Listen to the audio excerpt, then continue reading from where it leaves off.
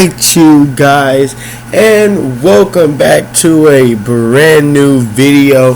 It is your boy Tornadoes Man, and I am back with a brand new video. This week I will be dropping videos back to back because I do not know how this tornado season is going to turn out. So I will be dropping 4 new videos this week, and all 4 of those videos will drop today. But besides that, I have a special surprise for you guys next week. Next week we will be doing a live stream to recap all of the past videos we have done in the past, and also I'm not sure, but we may be going storm chasing in May, and that will be one of my most exciting moments. That's only if my cousin will be going storm chasing this season. So we are supposed to be actually going storm chasing in May, but I hope he wants to do it. And if he can't come get me, I will do my normal job, which is being on my radar and checking storms as I do every year, which that is somewhat of still storm chasing. You do not actually have to be out there in these cities watching and capturing these storms to be a storm chaser. If you are a storm chaser, be what you want to be, do what you want to do, and do it in your own possible way. Well, in today's video is the tornado outbreak, is the tornado outbreak of March 13th through March 16th of 2025. But this is not going to be the title of that video. This is the Missouri, Arkansas. This is the Missouri, Arkansas, Mississippi tornado outbreak of March 13th through March 16th of 2025. Let's read our article of today. From March 13th to March 16th, 2025, a widespread and deadly tornado outbreak, the largest on record for the month of March, affected much of the Midwestern into the eastern United States, with additional severe weather and impacts on the East Coast.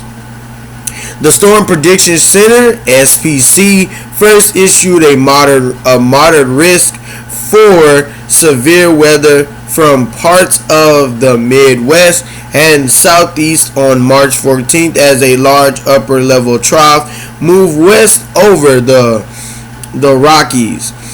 The Day 2 outlook was upgraded to a tornado-driven high-risk area for portions of Mississippi and Alabama, making it the third ever issuance of Day 2 high risk, with the provisions 2 being for April 7, 2006 and April 14, 2012. So that is our article of today.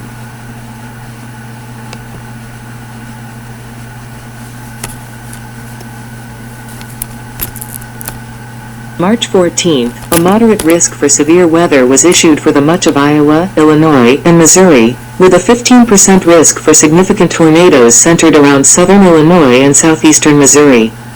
5. In the early evening, a PDS tornado watch was issued for portions of southeast Missouri, northeast Arkansas, northern Mississippi, and more.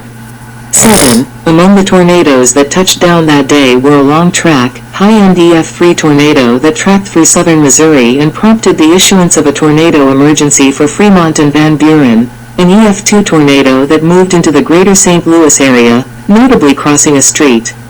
Use Lambert International Airport runway while a plane was taking off, a high-end EF4 tornado that caused catastrophic damage to a farm and rural neighborhood near and in Diaz, Arkansas, a very long-track, low-end EF4 tornado that struck near 56 and Franklin, Arkansas, an EF3 tornado that killed 3 people in Bakersfield, Missouri, a long-track, high NDF3 tornado that went through Cushman and Cave City, Arkansas, killing 3, and a low NDF3 tornado that killed 1 person after ripping through a trailer park near Poplar Bluff, Missouri. 8, 9, 10, 11, 12.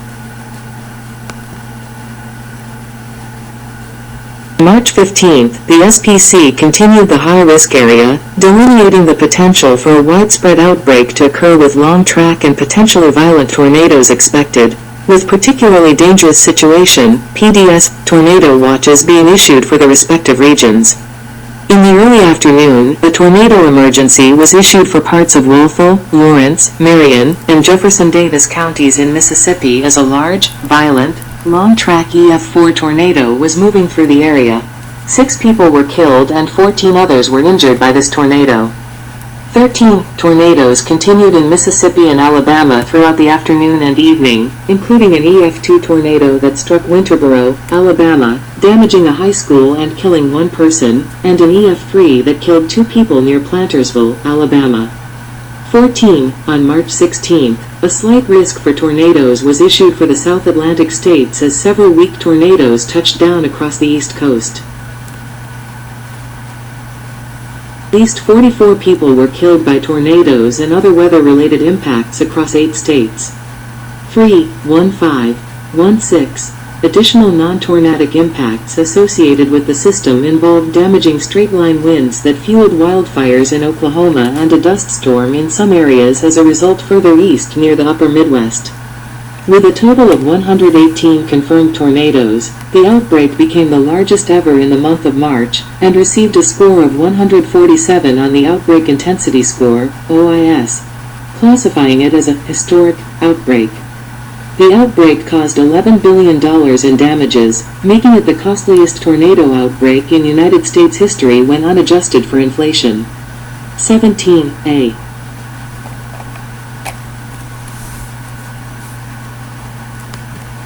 Meteorological synopsis. Background. Early as March 7, 2025, the Storm Prediction Center, SPC, began monitoring the threat of severe weather posed by a vigorous large-scale trough ejection over the high plains and upper Midwest. At that point, the large spread in possible outcomes represented in numerical weather prediction computer models prevented the SPC from designating a specific area at risk.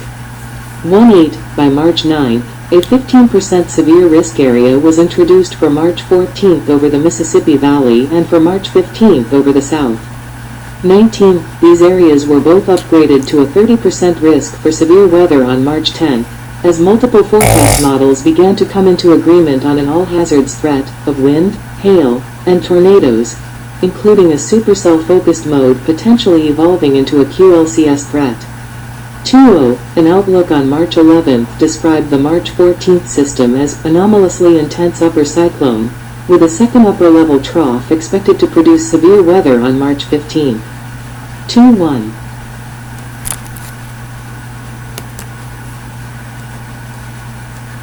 March 13, the SPC upgraded the risk for March 14 into a moderate 4/5 risk over parts of the middle Mississippi Valley, including much of Illinois and Missouri, alongside small parts of Iowa, Kentucky, Arkansas, and Tennessee. This risk was described as a regional outbreak of severe storms, driven by the risk of storms producing swaths of damaging winds potentially in excess of 65 km, 75 miles per hour, 120 kilometers per hour, over the region, with areas further south expected to be conducive to the development of strong tornadoes later in the day. 22. The outlook for March 15 was also upgraded to a moderate 4/5 risk as an environment more conducive for significant tornadoes as favorable wind profiles alongside moderate instability produced the conditions necessary for robust updrafts and intense supercells. A conditional risk was also highlighted further north into Ohio and Kentucky, which were expected to face a primarily non-severe event, reliant on the intensity of convection further south that could stabilize the atmosphere. 23. That same day, as the system moved through the west coast, 24, it spawned a high-end EF0 tornado in the Los Angeles area. 25.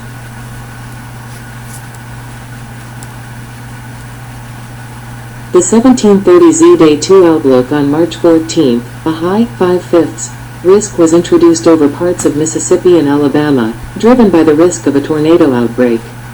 2/6. This was just the third time that the Storm Prediction Center issued a high risk for its Day 2 outlook since 2006, the other two occurring on April 7, 2006 and April 14, 2012. 27. March 14th. The SPC Day 1 convective outlook for March 14, 2025 at 2000Z, showing the widespread risk of severe weather across the Mississippi Valley and southeastern United States.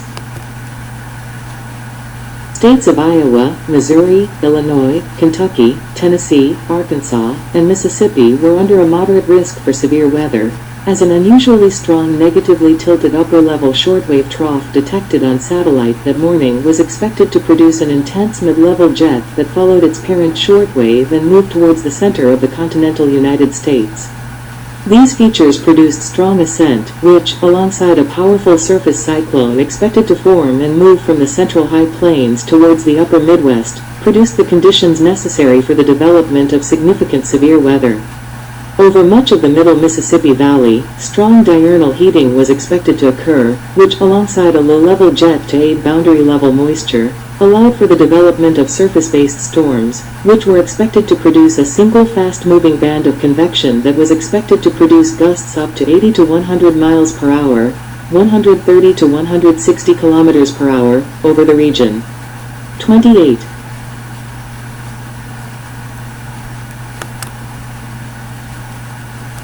Further to the southeast over Missouri, forecasters outlined the risk of more discrete thunderstorms developing on the northern edge of a more concentrated area of low-level moisture.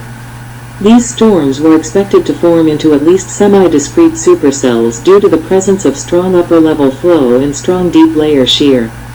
The HRRR model suggested that widespread supercells could develop late in the afternoon, potentially as far south as the border of Mississippi, Arkansas, and Tennessee, with soundings of other forecast models, including the NOM model, favoring the development of intense supercells capable of producing large hail of 2 to 3 in 5.1 to 7.6 centimeters, and potentially significant or intense tornadoes.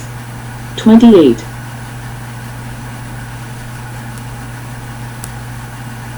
Throughout the lower Mississippi Valley, lesser forcing was expected to preclude any possibility of widespread severe weather, but forecasters noted that the atmosphere were capable of producing supercells, some of which had the hazard for large hail, damaging winds, or tornadoes, for any supercells that sustained themselves.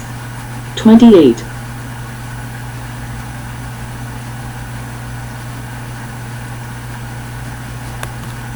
Able to play media.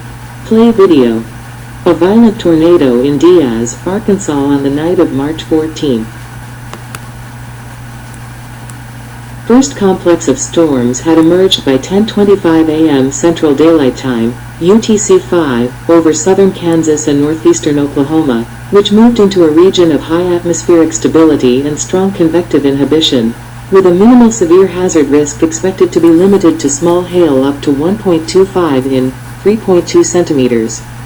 29. The Storm Prediction Center was expecting the formation of an intense squall line to initiate between 3 and 5 p.m. that afternoon. 30. In the evening, a PDS tornado watch was issued for an area in the Mississippi Valley, with severe thunderstorms expected to develop in conditions primed for supercells capable of producing strong, long-track tornadoes. 31. As forecast, numerous supercells began developing across the main risk area, and numerous tornadoes occurred, some of which were long-tracked and strong to violent. 3-2.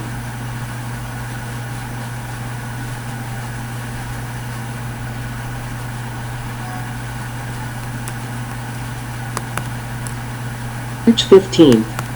A map of the United States, with different The Storm Prediction Center Day 1 Convective Outlook issued March 15, 2025 at 1300Z, indicating a high risk for severe weather across parts of Mississippi and Alabama. Large warm sector had developed over much of the Gulf Coast states, producing widespread dew points near 70 degrees Fahrenheit, 21 degrees Celsius. That morning, storms had begun developing across the northern edge of the area of elevated moisture.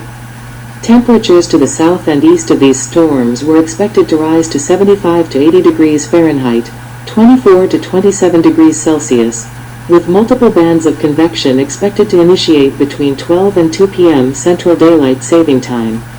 Moderate levels of Cape-based instability, ranging from 1500 to 2500 J per kilogram, and elongated hodographs, forecasted to produce 400 to 500 meters 2 per second 2 storm relative helicity in the first kilometer of the atmosphere, was expected to favor the rapid development of intense supercells, and alongside strong significant tornado parameter, STP, values of 5 to 10, were expected to produce numerous tornadoes, some of which may be long track or violent, as the day progressed. 3-3.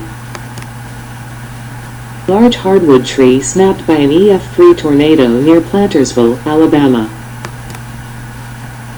Further north, across northern Alabama and south-central Tennessee, the consolidation of storms was expected to bounce stronger tornadoes to an area further south, with the northern structure highlighted as a potential area for bowing segments and embedded supercells, prompting the SPC to highlight an area of higher wind risk over these areas. Across parts of Georgia and western South and North Carolina, a weakly unstable air mass alongside intense mid-level flow was expected to produce an environment capable of supporting supercell and line structures, with a risk highlighted for severe wind and tornadoes in the region. Storms from the previous day over the Ohio Valley was expected to continue east as the day progressed, producing a risk for hail and wind, but as the day progressed, forecasters noted the uncertainty of potential airmass recovery that could be conducive for a severe risk over Indiana and southern Michigan later that evening, with models only showing weak instability below 500 J per kilogram that morning. Soundings from Louisiana and Mississippi indicated that the warm sector included steep lapse rates of 7 to 8 degrees Celsius from the 700 to 500 millibar, 3013 to 5576 meters, 9,882 to 18,289 feet, layer. A 125 kn, 144 miles per hour, 232 kilometers per hour, jet at 250 millibars, 10,366 meters, 33,999 feet, was expected to strengthen the region's wind profile, which, in conjunction with a lower-level jet moving east throughout the day, produced an environment capable of all hazards, including the threat of strong tornadoes. 3-3. High-risk area continued into the Day 1 outlook, including a 30% hatched risk for significant tornadoes in central Mississippi and Alabama. 34. In the late morning, a PDS tornado watch was issued for parts of Louisiana and nearly all of Mississippi. 35. And later much of Alabama. 36. As a tornado outbreak featuring significant tornadoes, some of which should be long track and potentially violent, was expected throughout the afternoon and evening. 34. Confirmed tornadoes. See also, list of tornadoes in the outbreak of March 13 to 16, 2025. Confirmed tornadoes by enhanced Fujita rating. EFU, EF0, EF1, EF2, EF3, EF4, EF5. Total 0, 20, 53, 31, 11, 3, 0, 118. Malleole, Arkansas, Bakersfield, Frankville, Missouri. Malleole, Arkansas, Bakersfield, Frankville, Missouri. The tornado near Bakersfield. Meteorological history. Formed March 14, 2025, 8:34 p.m. CD dissipated March 14, 2025, 9:16 p.m. CDT, UTC 5 o'clock. Duration 42 minutes. F3 tornado. On the enhanced Fujita scale.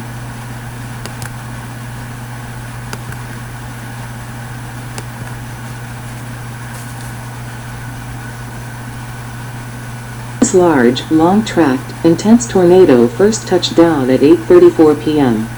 CDT in the town of Gamaliel, Arkansas in Baxter County.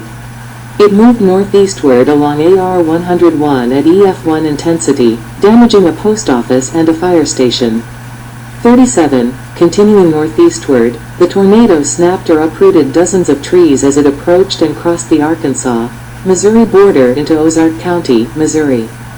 37. The tornado intensified as it moved into the southern part of Bakersfield, partially destroying multiple homes and structures along County Road 585.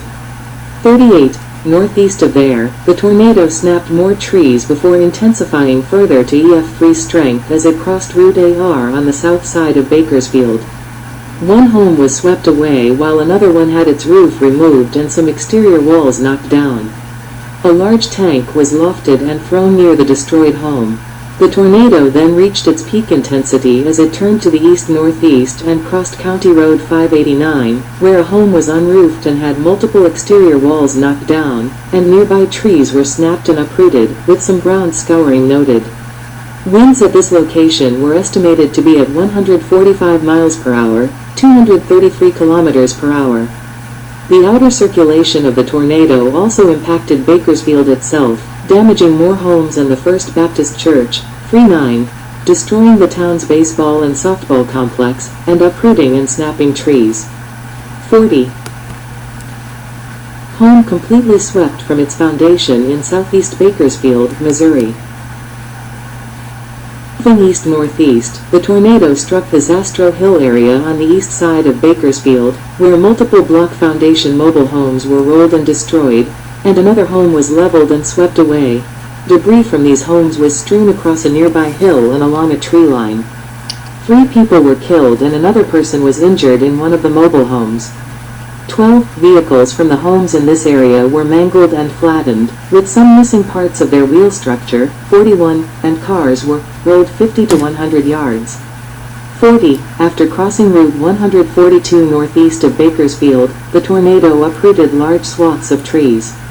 Entire groves of trees were debarked and shredded, with some low-lying vegetation debarked and denuded. 42. The tornado then weakened to high-end EF1 intensity, leaving cyclonic patterns in the forest as it crossed into Howell County. 37. North of the community of Letta, the tornado re-strengthened and obliterated a mobile home at high-end EF2 intensity, injuring 3 people.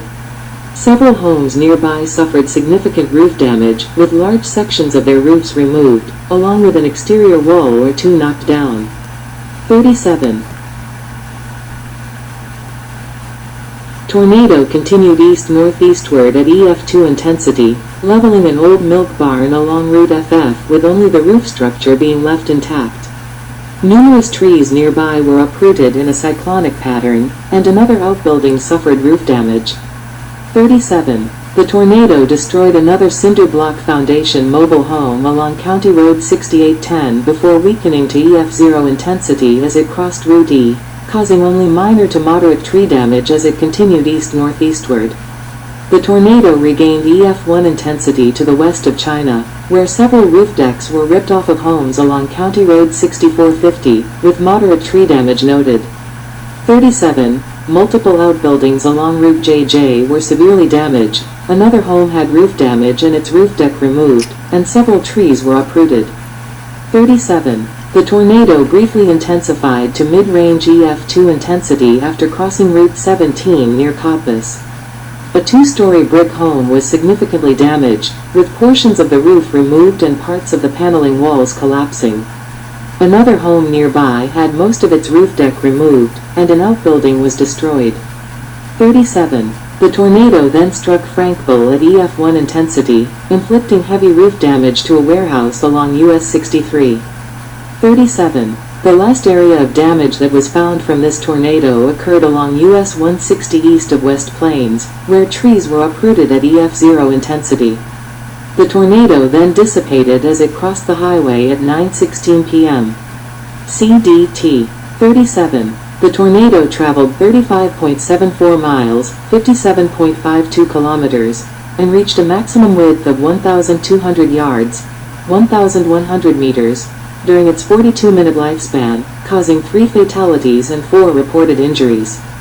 12:37:43, after the tornado, FEMA set up a relief shelter at the Bakersfield school.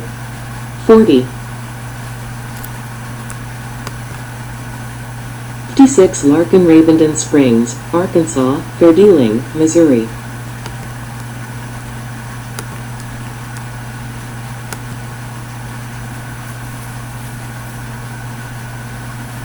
Large, very long-tracked, violent tornado touched down 1 mile, 1.6 kilometers, northeast of Alco, and around 8 miles, 13 kilometers, southwest of 56 in Stone County at 9:12 p.m. CDT 37:44. Initially, the tornado stayed mainly at EF1 intensity, snapping and uprooting several softwood trees and inflicting minor damage to home. The tornado quickly strengthened to low-end EF3 intensity as it struck the small town of 56. Along AR-14, a double-wide mobile home was obliterated and lofted hundreds of yards downstream. Nearby, some cabins were shifted off their foundation and destroyed, and a freestanding garage was demolished. 45, 46, 37, 47. After moving away from 56, the tornado moved through the Blanchard Springs recreational area. A remote automated weather station, RAWS, recorded a wind gust of 151 miles per hour, 243 kilometers per hour. Several trees across the meadow bluff were snapped and uprooted at high-end EF2 intensity. A falling tree injured a camper as well. Near the intersection of Stone County Road 52 and Green Road, an estimated 1,000 yards, 910 meters, of uprooted trees were noted here, as well as a well-defined convergent pattern. Many more trees were blown down on a hillside as it crossed AR-5. 46, 37, 48. Tornado then crossed the White River into Izard County, downing several more trees at low-end EF2 intensity along the river and near Boswell. The tornado passed through the south of the community of Boswell before moving through areas just north of Jumbo. Hundreds of trees were snapped, power lines were downed, and additional structural damage occurred. 49. The tornado maintained low-end EF2 intensity south of Knob Creek. Numerous large hardwood trees were blown down as the tornado continued to track east-northeastward through mainly rural areas, crossing La Crosse Road between Violet Hill and Larkin. 50, 51, 52. A 2-story home swept away near Larkin, Arkansas at low-end EF4 intensity. Tornado abruptly intensified to low-end EF4 intensity northwest of Larkin. A well-built home was destroyed and swept away at 170 miles per hour, 270 kilometers per hour, leaving an extensive debris field downstream. A vehicle nearby was lofted and thrown into a pond behind the property. 37. The tornado quickly weakened to low-end EF2 intensity as it crossed Larkin Road. A small home experienced a collapse of its exterior walls, and a couple of outbuildings were destroyed. After the slight weakening, the tornado rapidly intensified to EF4 strength. A well-anchored 2-story home was demolished and swept away, with the main level floor still attached to the foundation. The double-doored garage and a large covered porch likely contributed to the home collapsing as they faced the south side of the home, where the tornadic winds and the storm motion were hitting the most. 37. An outbuilding sustained major roof damage, and a nearby metal building was severely damaged, with most of its internal structure intact.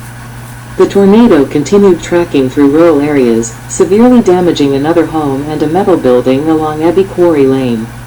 Passing through areas south of Franklin, the tornado strengthened to low-end EF4 intensity for the 3rd time.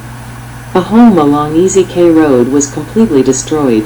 37. Trees nearby were debarked, several vehicles were heavily damaged, and a nearby metal shop building was also completely demolished. 2 residents of the home survived but were severely injured. 37.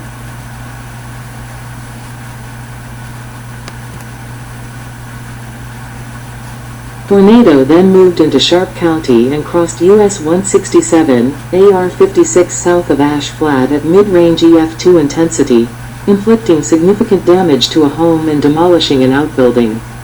Along US 167, a well-anchored outbuilding was blown off sideways, multiple trees were snapped and uprooted, several homes sustained moderate damage, and a camper trailer was demolished. Along the intersection of Game Reserve Road and Liberty Hill Road, the tornado strengthened to high-end EF2 intensity. A home was shifted off its foundation, with nearby trees being snapped and uprooted. The tornado moved northeastward and crossed US 412, US 62, US 63, destroying outbuildings and pushing a house off its foundation. The tornado continued to damage trees and outbuildings before moving into Randolph County and striking Ravenden Springs as it moved along AR 90, where more trees were snapped or uprooted. East of the town, more trees, along with a couple of homes, were damaged. The tornado then crossed the 11-Point River in AR 93 south of Dalton, continuing to cause mainly tree damage. It then passed near Hamel as it reached its peak intensity along AR 231, damaging several structures and destroying many outbuildings and a home. The tornado then continued northeastward and crossed AR 251 between Warm Springs and Palestine, uprooting and snapping many trees, while also damaging or destroying more outbuildings and a mobile home. 37. Tornado then passed near Brakeville and crossed AR 115, causing mainly tree damage before crossing into Ripley County, Missouri southeast of Pointer, snapping more trees at high-end EF1 intensity. Just after crossing the state line, a manufactured home was overturned from its foundation at EF2 strength. The person inside the home sheltered in their bathtub and survived with only minor injuries. The tornado then continued northeastward as it approached and passed near Pulaski after crossing Route 142 at EF1-EF2 intensity, inflicting roof damage to homes, damaging or overturning mobile homes, destroying an outbuilding, damaging and snapping power poles, downing large swaths of trees, including trees that fell on and caused additional damage to outbuildings and homes. The tornado then abruptly turned due east and passed through Fairdealing, snapping and uprooting trees at EF1 intensity. The tornado then re-intensified to EF2 intensity as it moved into Butler County, Missouri, and turned back toward the northeast, inflicting severe damage to multiple homes in and east of Fairdealing, which suffered severe damage, with their roofs being partially or completely destroyed. The tornado snapped an additional trees and wooden power poles before abruptly dissipating as it approached County Road 480. 37:53.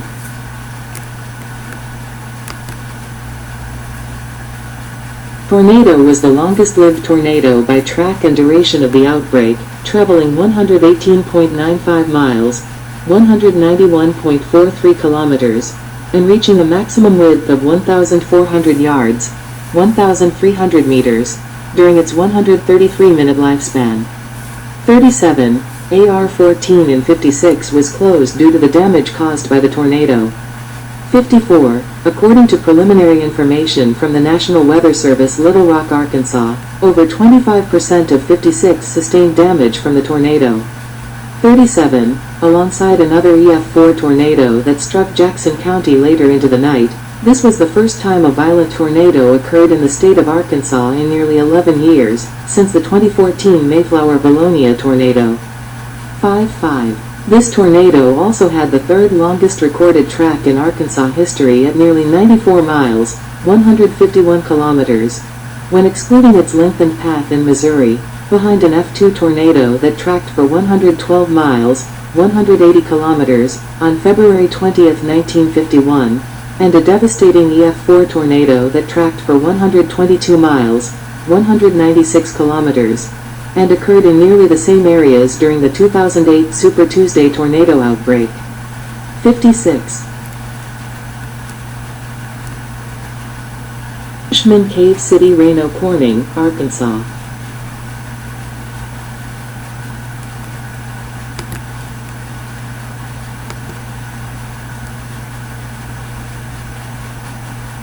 This intense, very long-tracked tornado touched down east of the White River, southwest of Cushman, initially damaging trees as it moved northeastward. The tornado quickly intensified to low-end EF3 intensity as the tornado struck a small neighborhood southeast of Cushman. A double-wide manufactured home was destroyed, with its debris thrown into the tree line, killing 2 people inside the home. 37. Several more mobile homes were obliterated along Claxton Loop Road, with one being blown 50 yards, 46 meters. Multiple framed homes received moderate to severe damage, including a split-level home that was heavily destroyed, leaving a few interior walls standing. Another fatality was recorded here. 37. Tornado weakened as the tornado tracked through forested areas, snapping and uprooting several hardwood trees at EF1 intensity. An outbuilding along Mellon Drive sustained extensive roof damage, with the main framed home sustaining only moderate roof damage. 37. The tornado strengthened to high-end EF2 intensity as a cell phone tower collapsed along West South Street. The tornado then went through Cave City at EF3 intensity. The tornado first crossed West Center Street, where the Souls Harbor Pentecostal Church was mostly leveled at low-end EF3 intensity, leaving only a few interior walls standing. More structures near the church suffered significant damage: a single-wide mobile home, a couple of homes were shifted off their foundations, and several trees were snapped. 37. The tornado went through areas north of downtown Cave City at high-end EF2 intensity. The Cave City Auto sustained significant damage to its roof. A couple of homes had their roofs ripped away, several trees were snapped, with a license plate found to be embedded in one of them. A metal storage building was demolished. Though construction quality of the building were substandard, a poorly built home along Meadow Lane was mostly leveled and destroyed. 37. Low-end EF3 damage to a single-wide mobile home that was destroyed near Cushman, Arkansas. 2 fatalities were recorded in the home. Tornado rapidly intensified to its peak intensity of high-end EF3 northwest of Cave City. A home that was nearly finished was destroyed by winds of 165 miles per hour, 266 kilometers per hour. Many large vehicles were tossed and heavily damaged. A large metal storage building nearby was mostly flattened, and numerous hardwood trees sustained extensive damage. The tornado significantly weakened as an outbuilding suffered major roof damage at EF1 intensity.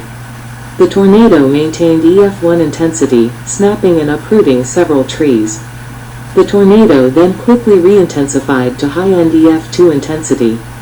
37. A single-wide mobile home was demolished, another mobile home was rolled over, and an outbuilding was swept off its foundation. The tornado strengthened more as an exterior wall of a 2-story home collapsed at high-end EF2 strength, with a nearby outbuilding getting obliterated. After maintaining EF1 intensity through rural areas, the tornado re-attained high-end EF2 intensity as the tornado went through the small community of Calamine, destroying a single-wide mobile home and inflicting significant roof damage to a metal building system. The tornado weakened to high-end EF1 intensity as the tornado went through a farmstead along Bilbrey Road, demolishing several outbuildings and causing minor damage to a home and metal building. 37. Tornado missed the city of Black Rock to its west at EF1 intensity, downing several trees and causing light to moderate roof damage to several homes. The tornado sustained that intensity, snapping several more trees, causing major roof damage to a chicken house, and moderately damaging a metal building near the community of Manson. The tornado began to parallel US 67 at EF2 intensity, downing several power poles and trees, snapping more than 40 power poles. The tornado weakened as it moved through Reno, causing major roof damage to an outbuilding and destroying an empty grain bin in town. The tornado intensified to EF2 strength again southwest of Datto, snapping power poles and destroying 6 empty grain bins. The tornado continued afterwards, overturning a center irrigation pivot, snapping power poles, and damaging an outbuilding near Corning, spreading debris into a nearby field. The tornado produced minor tree and structural damage before lifting just south of the Missouri state line. 37, 57, 58, 59. 3 people were killed by the tornado, and at least 5 others were injured. This was the second longest-lived tornado by track and duration of the outbreak, being on the ground for over an hour and a half.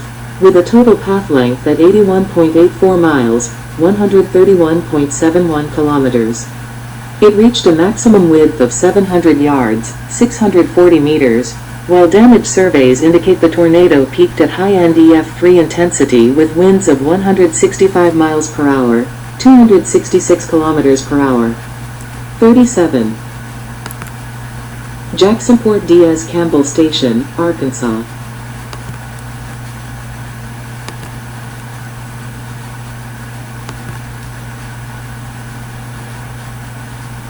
This large and violent tornado first developed at 11:17 p.m. CDT on March 14th in the small community of DeParty in Independence County near DeParty Creek Road, initially snapping tree limbs. 37. The tornado quickly intensified to low-end EF2 intensity, snapping several power poles along Buzzard Roast Road. Along Meadow Lake, several poultry homes were extensively damaged, and multiple trees were snapped at EF1 intensity before the tornado crossed DeParty Creek into Jackson County. 37. EF4 damage done to a large farmstead southwest of Jacksonport. Tornado grew in size and intensity as it traversed through rural areas. As the tornado crossed AR-14 east of Max, it became violent and struck a farmstead at low-end EF4 intensity.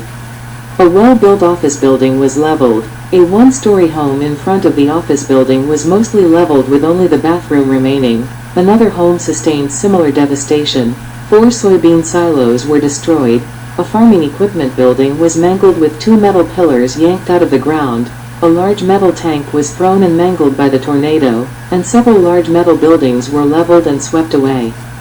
37. Large hardwood trees were also severely debarked and denuded, and a trailer was thrown 100 yards, 91 meters, onto a home, injuring a resident sheltering in the home. The tornado reached its peak width of 1,760 yards, 1,610 meters, 1 mile, 1.6 kilometers, as it was impacting this neighborhood. Large, well-anchored home destroyed and mostly swept clean off a foundation near Diaz at high-end EF4 intensity. Moving northeast, the tornado weakened to EF3 intensity. Several trees along the White River were snapped and severely debarked. Nearby, multiple metal truss towers were heavily damaged and mangled. After crossing the river, the tornado made an abrupt north-northeast turn as it weakened to EF1 intensity, grazing the southern side of the town of Jacksonport. 37. Pecan trees were uprooted as the tornado shifted back to a northeast direction. Narrowing in size, the tornado re-strengthened to high-end EF2 intensity. Numerous trees and power lines were snapped and uprooted along an oxbow lake called the Cutoff. As the tornado neared the community of Fitzgerald northwest of Diaz, the tornado reached its peak intensity of high-end EF4, with estimated wind speeds of 190 miles per hour, 310 kilometers per hour, as the tornado moved through a neighborhood along AR-17. A large, anchor-bolted home was leveled and mostly swept off its foundation. Multiple metal buildings were obliterated near the home, several trees were debarked and denuded, and several vehicles and a dump truck were thrown 75 to 200 yards, 69 to 183 meters. A nearby home sustained extensive damage to its southern exterior walls. 37.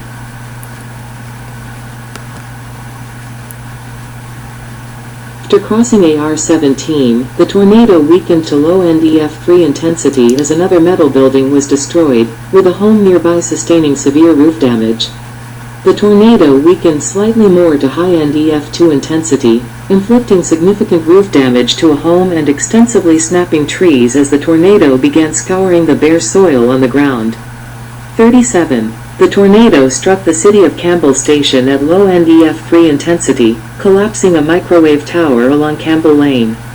Several homes in the city sustained significant roof damage, and an SUV was thrown from one of the damaged homes into a field.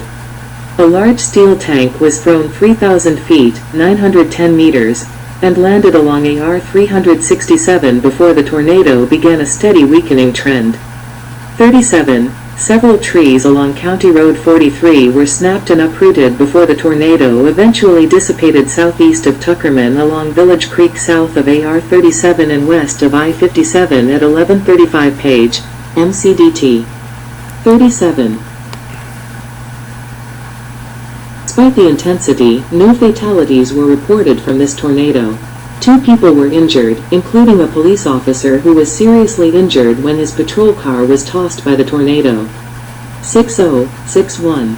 The tornado was on the ground for 23 minutes, during which time it traveled 18.62 miles, 29.97 kilometers, and reached a maximum width of 1,760 yards, 1,610 meters.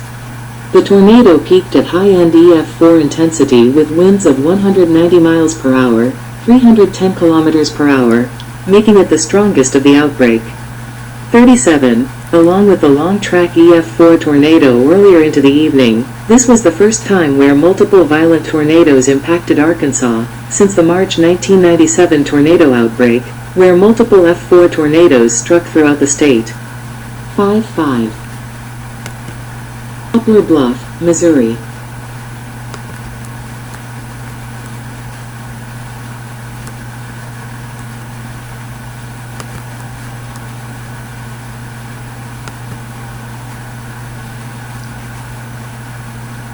This intense tornado touched down northeast of Fairdealing along County Road 462 at 11:27 p.m. CDT and moved generally east-northeastward, uprooting trees and inflicting minor damage to homes. After crossing Route M, the tornado strengthened to EF1 intensity, snapping and uprooting trees. As it approached Poplar Bluff, the tornado quickly strengthened to its peak intensity of EF3 intensity along County Road 450, sweeping away a block foundation home and shifting an older home off its foundation, leveling it. 1 person was killed in the latter house. The tornado then continued east-northeastward at EF1 intensity, snapping or uprooting trees and flipping a mobile home. The tornado then re-intensified to EF2 strength, removing the roof and some of the siding off of a brick home. The tornado then impacted a group of duplex homes at low-end EF3 intensity, removing the roofs and knocking down the exterior walls of some of them. The tornado then approached and crossed US 67 at the Route PP exit at EF1-EF2 intensity, destroying multiple mobile homes and a garage, heavily damaging a church, and snapping and uprooting trees. 37. Tornado then entered the western city limits of Poplar Bluff, damaging multiple businesses and ripping part of the roof off the Poplar Bluff Early Childhood Center. It then impacted Three Rivers College, damaging apartment buildings and a church. The tornado then continued east-northeastward through the northwestern part of Poplar Bluff and crossed Business US 60, Business US 67, damaging apartment buildings, businesses, and vehicles, and snapping trees and power poles. It continued to snap trees and power poles as it moved through neighborhoods in the northern part of Poplar Bluff, which included trees falling on homes. 37. The tornado then crossed US 60, exited Poplar Bluff, and turned northeastward at EF1 intensity, uprooting dozens of trees and damaging the roof of a home. As it passed west of Rombauer, the tornado re-intensified to low-end EF3 intensity, destroying a large portion of a shop home, inflicting heavy roof and exterior wall damage to other homes, and uprooting more trees. The tornado then steadily weakened, ripping the roof off of a barn and uprooting numerous trees before dissipating at 11:47 p.m. CDT after traveling for 18.65 miles, 30.01 kilometers. It was on the ground for 20 minutes, had a peak width of 350 yards, 320 meters, and was responsible for 1 fatality and 3 injuries. 37.62. Wood, Louisiana, Tylertown Society Hill Carson, Mississippi.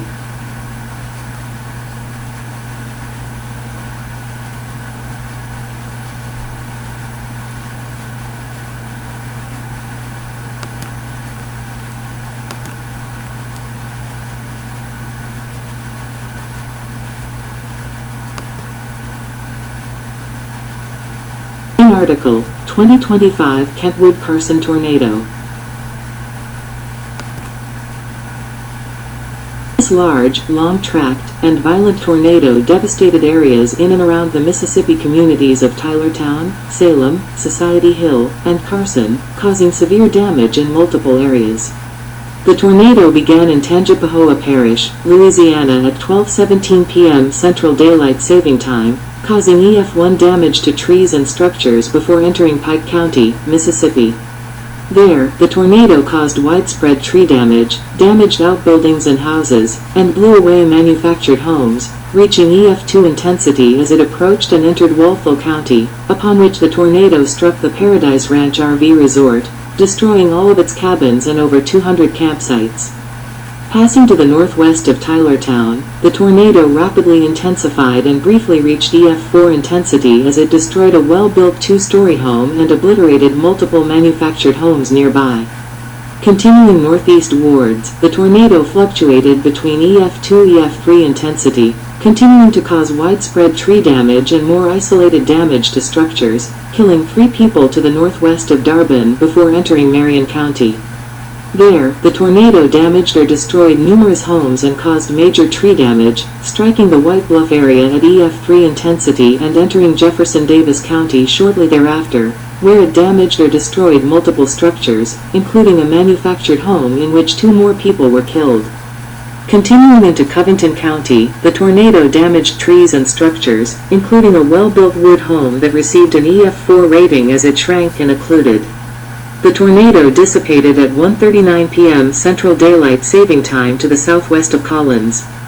37. As the tornado was ongoing, a separate EF3 tornado formed and moved a nearly identical path through parts of Walthall and Marion counties, adding to the damages and causing an additional fatality. 37.63. Immediately following the tornado, recovery efforts were intensive, but many of the areas affected were left without disaster relief for months following the storm. Walthall County alone spent around $700,000, 2,025 United States dollars, on cleanup efforts alone, but were forced to cease their operations for over a month as the county could not afford to spend any more without assurance that it would receive federal reimbursement under a disaster declaration. 64.65. Multiple other Mississippi counties were left without federal aid for over 2 months following the storms. 66.67. This tornado was the deadliest of the outbreak, killing 6 people and injuring 14 others. 37.63. It was on the ground for a total of an hour and 22 minutes, with a path length of 67.16 miles, 108.08 kilometers, and reached a peak width of approximately 1,400 yards, 1,300 meters. 37.63. Tylertown, Darbin, Morgantown, Mississippi.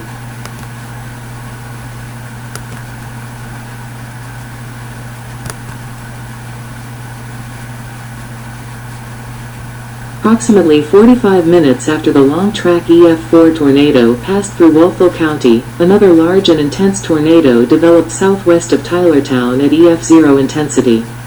Steadily strengthening to EF1 intensity as it approached, it began to track just east of the prior violent tornado, passing even closer at within 2 miles, 3.2 kilometers, of the city, where a PDS tornado warning was issued for the area. A nearby traffic camera recorded the 2 tornadoes crossing over on US 98. 69. EF3 damage was first produced as the tornado went north-northwest of Tylertown, where framed and mobile homes suffered major damage. Widespread EF1-EF2 tree damage also was prevalent as the tornado headed northeast, still parallel with the prior violent tornado's track before reaching EF3 intensity for a second time south-southwest of Salem, again obliterating mobile homes. The tornado briefly weakened back to EF1 intensity, before reaching EF3 intensity for a third time as it yet again destroyed manufactured residences. Now at EF2 intensity, the tornado began to pass just east of Salem, causing widespread and total tree fall to forests. Some residences to the east of the community suffered considerable levels of damage before the tornado weakened to EF1 intensity and passed through the community of Darbin. 37.68. Entering Marion County, the tornado remained strong as it caused EF2 damage to chicken farms and at one nearby farmhouse. Just west of Morgantown, the tornado began to cause its last bits of EF2 or greater damage, with framed residences receiving extensive roof damage, whereas manufactured homes were blown away. The tornado began to shrink in size and weaken to EF1 intensity.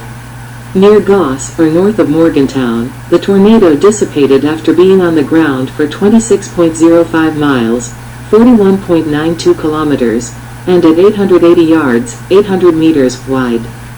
37. One person was killed in Woolfill County, while 2 people were injured in Marion County.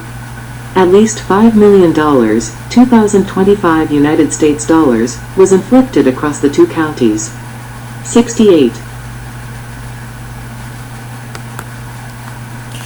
Well, alright you guys, that is it for this video. Again, this is the Missouri, Arkansas, Mississippi tornado outbreak of March 13th through March 16th, 2025. If you enjoyed this video, make sure that you like, comment, subscribe, hit that bell, and turn on post notifications so you'll be notified every single time we post a brand new video. See ya.